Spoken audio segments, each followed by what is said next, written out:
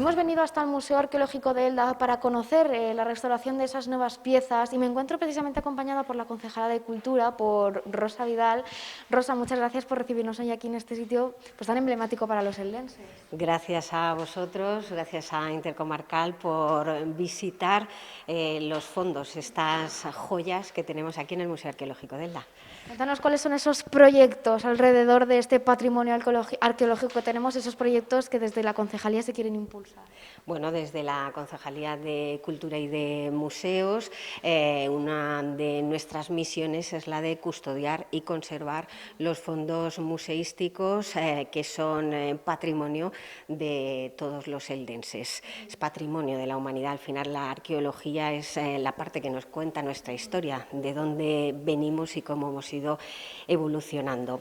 Tenemos un claro objetivo, que es la restauración y la puesta en valor de los fondos del museo y la proyección de los mismos, y en esa línea estamos trabajando desde el primer momento. Hace bien poquito presentamos la restauración de un total de 8 piezas del Museo Arqueológico Municipal de Elda.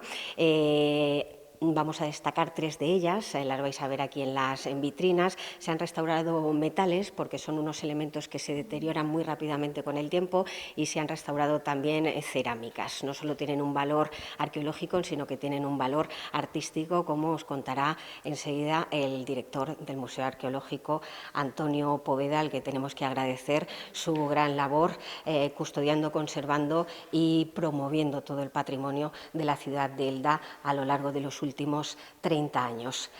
Vais a ver enseguida esa parte artística y ese valor arqueológico de esas 3 piezas que hemos restaurado, además de una manera novedosa, porque si os dais cuenta en las vitrinas, restos arqueológicos están posicionados en horizontal, pero lo que hemos hecho es una restauración, digamos que en 3D, en vertical, para que la interpretación del visitante al Museo Arqueológico sea mucho más sencilla, que de una primera mirada él pueda ver esa vasija, ese cántaro, ese recipiente al que corresponden esos restos arqueológicos. Hay que agradecer también a Eva, la restauradora, el magnífico trabajo que ha realizado con estos fragmentos, a los que les ha dado volumen y les ha dado, pues bueno, digamos que su posición original, sí. Bueno, al final, Rosa, es poner en valor, como decíamos, este patrimonio arqueológico tan importante que tenemos, que es puntero en la comarca y en la provincia, ¿no? Y qué mejor que hacerlo de esta manera, ¿no? Pues dándole esa forma original de alguna manera para que la gente que venga a este museo no tenga que echar tanto mano de la imaginación, sino que tenga una pequeña ayuda. Exactamente. Además, hay que recordar siempre que el Museo Arqueológico Municipal es una extensión del yacimiento del Monastil, que se encuentra en el término municipal de Elda, y que tantas alegrías nos ha ido dando a lo largo de la historia y que nos va a seguir dando. Ya conocéis, por ejemplo, esos vestigios del monasterio bizantino, y bueno, andamos en esa línea trabajando y vamos a dar, como digo, buenas noticias a los eldenses, hablando de patrimonio, hablando de señas de identidad y de la historia de la humanidad a partir de este enclave del Monastil. Muy bien, pues muchísimas gracias, Rosa. Vamos a hablar con Antonio, que nos cuente un poquito ya más técnicamente, ¿no? esta restauración. Muchísimas gracias. Os dejo en buenas manos para que os cuente todos los detalles técnicos. Bueno, pues efectivamente ahora estamos con Antonio Poveda, que es el director del Museo Arqueológico Municipal de Elda. Antonio, gracias por recibirnos y por contarnos un poquito más de nuestra historia, que al final es lo que todos queremos conocer.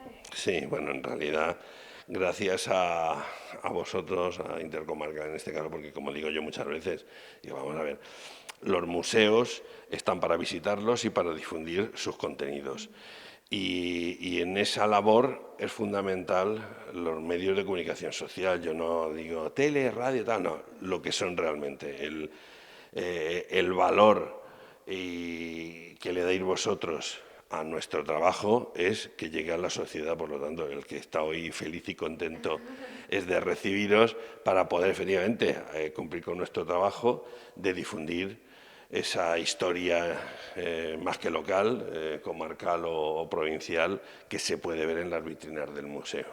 Antonio, nos contaba Rosa que estas piezas, excepto una, que ahora nos contarás, ya se encontraban en el museo, pero se encontraban en disposición horizontal, y lo que habéis hecho al final es recrearlo, ¿no? O sea, recomponerlo para que se pueda ver cómo eran en su forma original, ¿no? Sí, Efectivamente, como muy bien ha dicho Rosa Vidal, en nuestra concejala, las piezas que se pueden ver en una vitrina, y aquí está el ejemplo, son, al estar fragmentadas, tienes que colocarlas tumbadas o apoyadas por el fondo de la vitrina, con lo cual se pierde visibilidad y además no sabes ni la función que tenía ese cacharro de cerámica.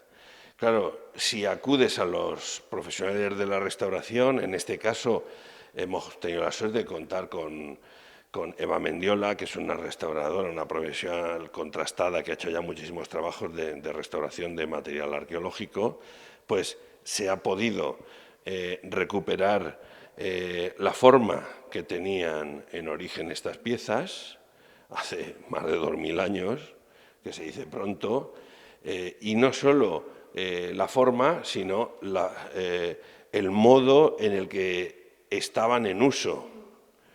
Al volver a erguirlas y darles un soporte que les estabiliza, permite en una vitrina, como podemos ver aquí, contemplar perfectamente la pieza, porque además, como son piezas circulares que tienen decoración por todas partes, uno se puede ir moviendo y va viendo lo que hay por un lado o por otro. Si eso está tumbado, si el objeto está tumbado, pierdes aquellas que se apoyan contra el fondo de la vitrina.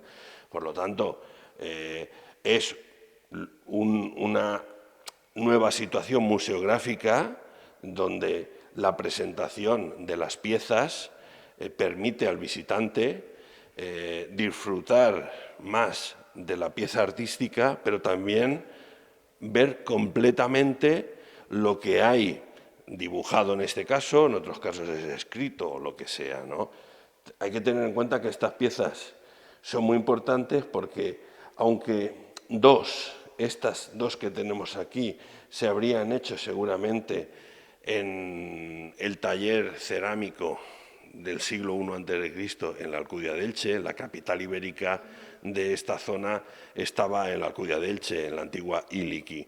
Pero al interior, a 30 y tantos kilómetros, la antigua Elo, lo que hoy es Elda, pero en el Monastil, tuvo también unos hornos que fabricaron cerámicas de este tipo. Una de esas cerámicas la tenemos en otra vitrina, pero se ha restaurado con la misma metodología y se ha obtenido el mismo rendimiento. La importancia de estas piezas es que los íberos utilizaban como soporte para presentar mensajes políticos, sociales y religiosos, sobre todo, estas cerámicas. En este caso concreto, vale la pena, sobre todo, este calazos, es su nombre en griego, pero en realidad en la bibliografía y como hablamos los arqueólogos sobre este tipo de piezas, se suele hablar de sombrero de copa. Si nos damos cuenta es como si fuese un sombrero de copa. Si le damos la vuelta es un típico sombrero de copa para ir a la ópera en el siglo XIX o XX. Bueno, ¿por qué es importante? Es importante por dos motivos. Está expresando gráficamente que aquí tenemos un atributo de la diosa femenina de la vida y de la muerte. El águila que se suele dibujar en las cerámicas ibéricas suele presentar siempre alguna flor, en este caso un trébol, que nace de las alas. Otras veces nace de la propia cabeza. A ver, ¿a qué animal le nacen vegetaciones de su cuerpo? Evidentemente eso es mitología y es simplemente que la vegetación forma parte de los atributos o símbolos de la diosa de la vida y de la naturaleza. Por lo tanto, ese ave con esa vegetación tiene un simbolismo religioso para la comunidad ibérica de Contestania, es decir, de la zona nuestra, y sobre todo para los habitantes del Monastil. Y luego un elemento que ha hecho que se interesen desde la Universidad de Barcelona para venir a estudiar esta pieza en cuanto la situación sanitaria mejore, es que si nos fijamos en la parte de arriba, hay unos letreros, algunos prácticamente perdidos porque se han borrado, repetimos, son más de 2000 años de antigüedad.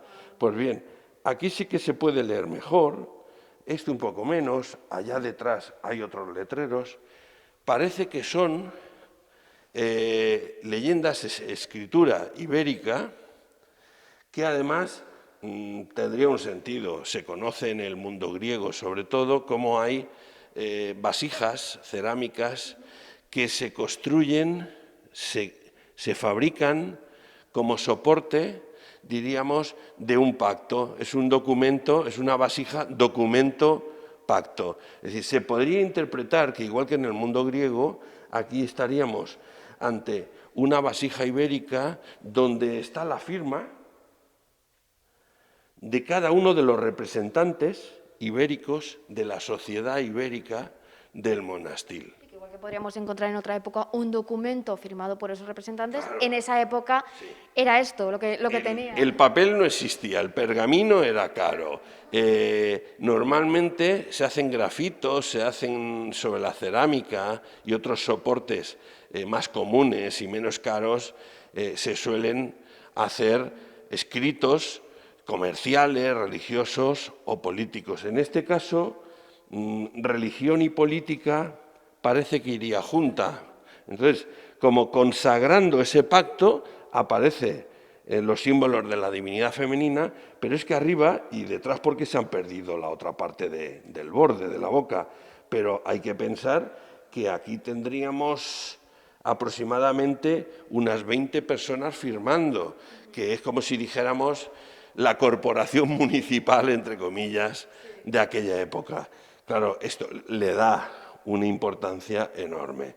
Si la pieza no se hubiese restaurado con esta metodología de erguirla, de volver a plantarla, esto no se vería, porque estaría apoyada, como siempre estuvo años atrás, pegada a la pared, al fondo de la vitrina, con lo cual esto estaría tumbado. Eso es lo que le hace más única, ¿no? Es lo que le hace distinta a las demás, digamos. Efectivamente, con lo cual este tipo de pieza, pues esperamos que vaya a tener una trascendencia importante, no solo dentro de los investigadores, porque en realidad vale que son nuestros colegas y está todo a disposición de ellos, pero esto está para que lo disfruten los eldenses, los habitantes del Vinalopó, de la provincia y cualquier visitante que venga desde cualquier punto de España o de fuera. La otra pieza que encontramos. Sí, en esta otra pieza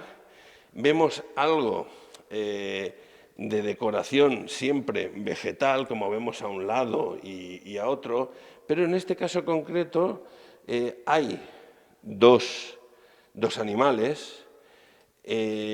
Aquí, en principio, tendríamos el carnasier. El carnasier es una especie de lobo ibérico que parece tener al otro lado otro cuadrúpedo, otro animal que posiblemente pudiese ser a lo mejor su víctima. Si nos fijamos la perspectiva que se ha dibujado, aquel es tan pequeñito. O sea, alguien podría pensar que es que está a caballo o montado sobre este, pero en realidad es mucho más pequeño respecto al largo carnasier que suele aparecer, es uno de los animales típicos de la cerámica ibérica. Entonces, está lleno, como vemos, de elementos geométricos normales, banda ancha, bandas delgadas o filetes, una serie de trazos y luego los elementos de roleos y elementos vegetales, como aquí florecen por todas partes vegetales rodeando siempre a los animales vivos, porque esa naturaleza que hemos dicho, cuya diosa está presente siempre con ese ave, es la diosa de la naturaleza, y la naturaleza es seres vivos, fauna y flora. Eso es lo que vemos aquí. Se ha perdido, vemos como aquí está el arranque del asa. El asa sale de aquí, arranca y engarzaría en el mismo labio o borde de esta jarra, que es lo que sería una jarra ibérica, cuya decoración principal está aquí por detrás, es todo más floral, vegetal y geométrico, pero la escena figurada es la que tenemos aquí delante. Esta pieza hablábamos de que era más pues, un pacto, ¿no? Un símbolo de un pacto. En este caso, esta jarra, ¿para qué se podría utilizar? ¿En qué ocasiones? Sí, a ver, mientras que aquella, que además si vemos el tamaño es muy grande respecto a esta, aquella es como si dijéramos un objeto institucional, no se usaría, estaría expuesto en una sala, en una habitación, quizás como si dijéramos el espacio del poder, el sucedáneo antecesor de lo que podría ser una sala municipal, ¿vale? Entonces, esto estaría sin uso práctico, más un uso ideológico y expuesto en un lugar.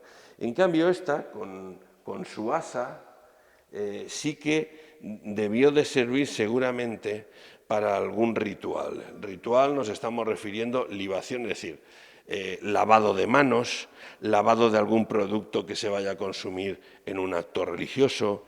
Entonces, este tipo de jarras puede ser para un ritual también cívico o religioso dentro de esta comunidad, o que alguien que tiene un cierto poder económico o es un bienestante de la comunidad ibérica del Monastil, pues ha podido encargar esta pieza, que son piezas artísticas. O sea, si nos fijamos, esto no es la cerámica común, que es arte. Entonces, en el taller correspondiente de la Alcudia de Elche, o lo encarga la comunidad ibérica del Monastil, o lo encarga un privado que tiene efectivamente suficientes recursos para poder tener en su casa. Utilizado en, pues como decíamos, en ocasiones.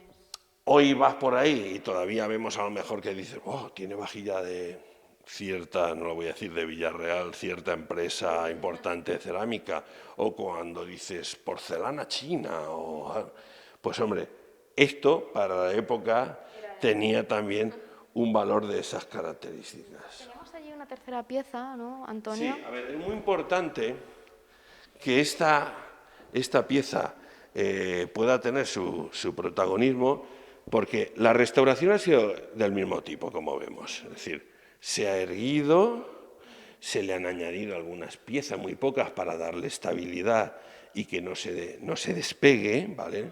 No quede desmembrada otra vez. Se le ha puesto el soporte para apoyarla, pero en este caso lo importante es una demostración de cómo hacían gala en el Monastil, porque este es un cacharro, es una vasija, otro sombrero de copa, pero más pequeño, que se fabricó en los hornos del Monastil. Es decir, esto es lo que da lugar a que recordemos cómo en los años 60 y 70 hubo una arqueóloga nórdica, Solveig Nordström, que estudió todas las piezas pintadas de la cerámica ibérica de toda la provincia de Alicante, hizo una obra única de la que todos nos sentimos deudores en toda la provincia de Alicante, y fue recogiendo y dibujando, de hecho dibujó a finales de los 60 y principios de los 70 esta misma pieza.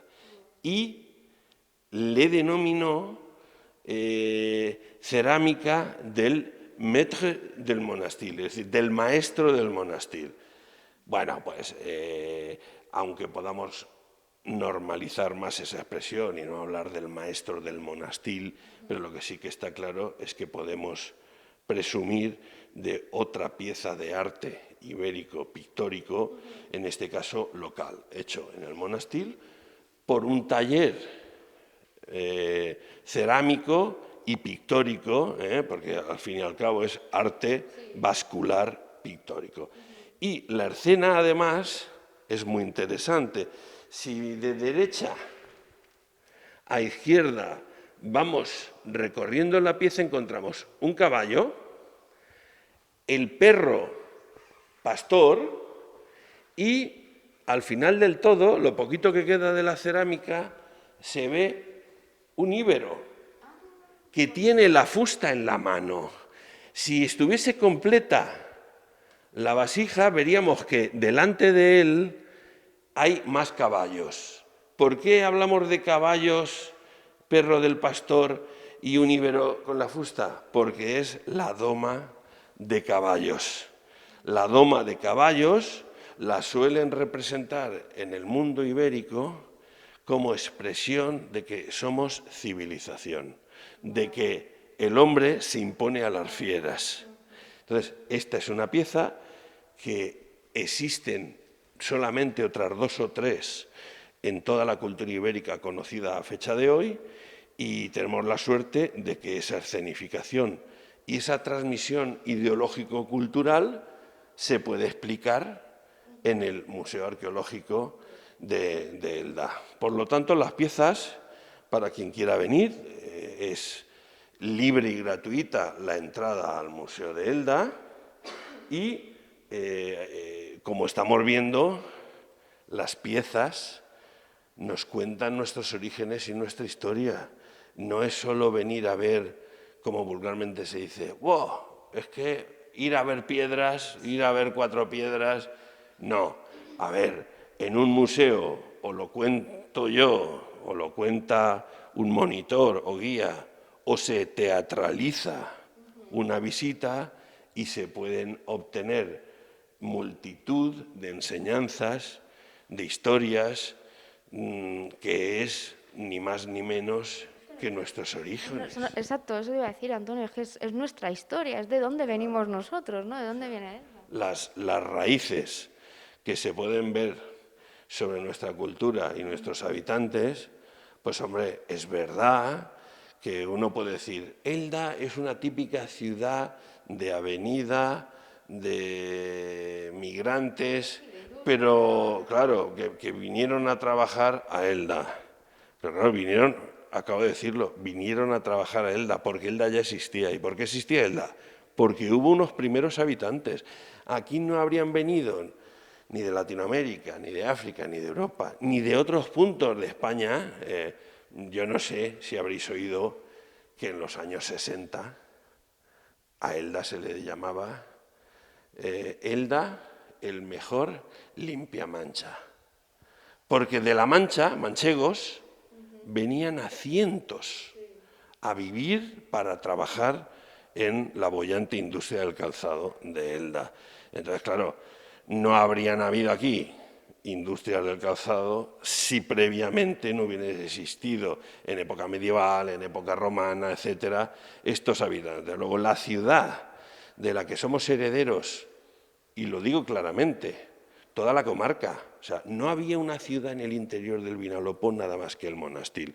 Por lo tanto, aunque el Monastil hoy esté en el término municipal de Elda, pero el Monastil es el origen de Petrel, de Sax, de Monóvar, de Elda, de Salinas. No había, si no bajabas a Elche, a la Alcudia de Elche, ciudad, núcleos pequeñitos ibéricos sí que lo sabían, por Aspe, pero una ciudad que da lugar a comercio, religión, economía, política y tal, la Alcudia de Elche, el Monastil de Elda. Por lo tanto, aquí hay que decirle a nuestros vecinos de toda la comarca que este es un museo que está en Elda, con unas piezas que han aparecido en Elda, pero que es cosa de todos y que aquí se cuenta la historia para uno de Petrel, de Sas, de Salinas o de Monóvar. De hecho, hay colegios que vienen de esas poblaciones porque lo que se les enseña aquí no se ve en todos los lugares y desde luego aquí estamos para todos. Por lo tanto, están invitados de nuevo a venir siempre que puedan. Al final, como decimos, este museo arqueológico es una extensión de ese yacimiento de Monastil, donde además últimamente siempre nos ha dado grandes alegrías en cuanto a descubrimientos, pero últimamente, por ejemplo, con ese primer monasterio bizantino, ¿no? Que es algo único que solo existe en el Monastil.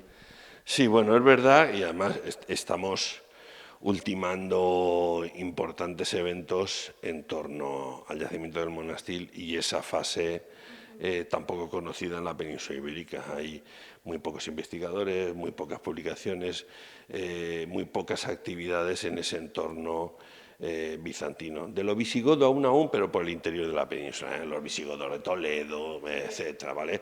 Pero lo bizantino es muy difícil de encontrar.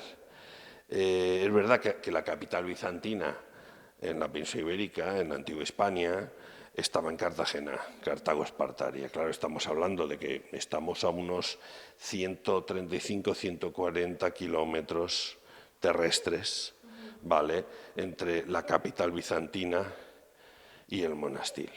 Bueno, pues una cosa que aún no hemos dicho es que, sabiendo, porque se han encontrado piezas de los soldados bizantinos que habían en Cartago Nova, os puedo adelantar una primicia, espero que no se enfade nadie, pero hemos podido identificar en las últimas semanas 2 piezas de una coraza de un jinete de la caballería pesada del ejército bizantino de Justiniano, que está en Cartagena como capital, pero que conforme los bizantinos ocupan el poquito territorio que pudieron ocupar durante menos de 70 años, el Monastil se convirtió en una plaza fuerte, en un castrum fortificado, que además de tener la presencia militar bizantina, siempre política, economía, ejército y religión